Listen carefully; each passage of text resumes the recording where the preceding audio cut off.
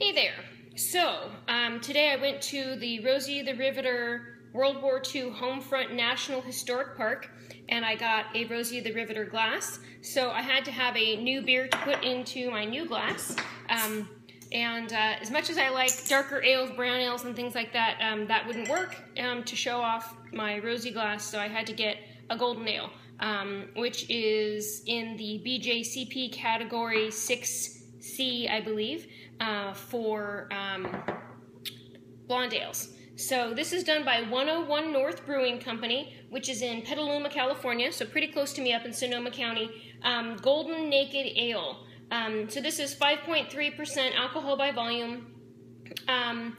Let's see. It says it's made with a combination of 20% cereal grains, including rye, malt, and golden naked oats.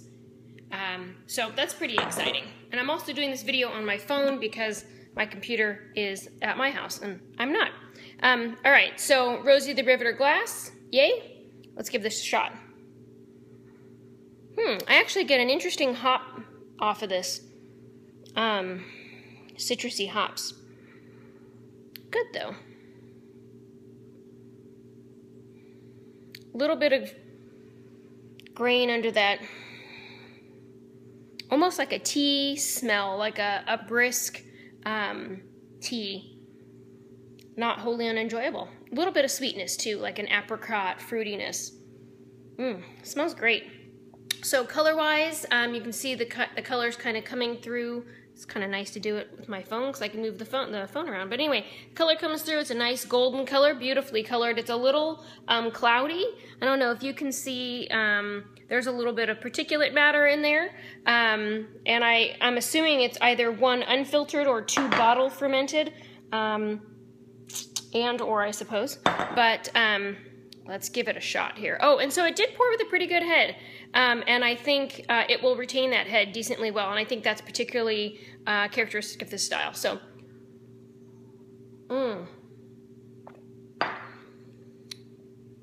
nice. This is really nice.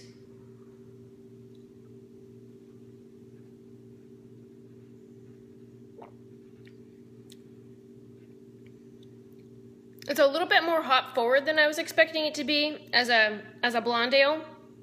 And I've had such a wide variety of blonde ales, some that have what I describe as absolutely no flavor, and then some more like this that are a little bit more intense.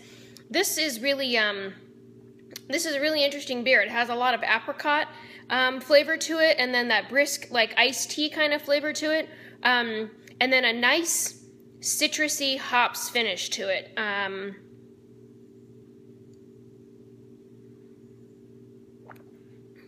I think the blonde style should be more more malt focused, but I don't think that this disqualifies it from being rated well in the blonde category because it's pretty enjoyable. It's got a decent amount of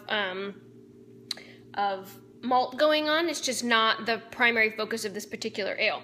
And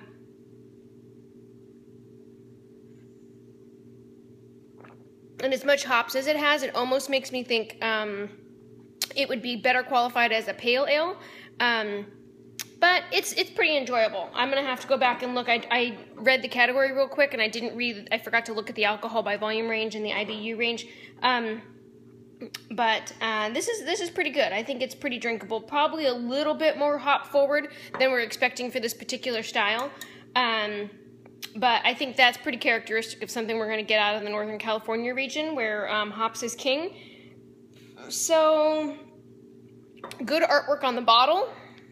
Golden Naked Ale from 101 North Brewing. Makes me curious to go up to the Petaluma area and visit their brewery. I was thinking about taking a trip up to Point Reyes. I know there's a lot of interesting beer spots on the way, so that might have to be part of my tour. But nonetheless, this is a pretty drinkable beer. I think if it were a little bit colder, and it's very hot here today, so it warmed up in the car ride home, that would probably be a little less hop forward. I think the hops is coming out as a virtue of the temperature of the beer. But good beer all around, very drinkable. have you given this a try? I wonder if 101 North Brewing Company is going to make it to other locations. I bought this at Bevmo, which really does nod in the direction of local beers. So it was, you know, I feel like it's not uncharacteristic to find this here. But it says that they can be found at 101northbeer.com, probably on Facebook.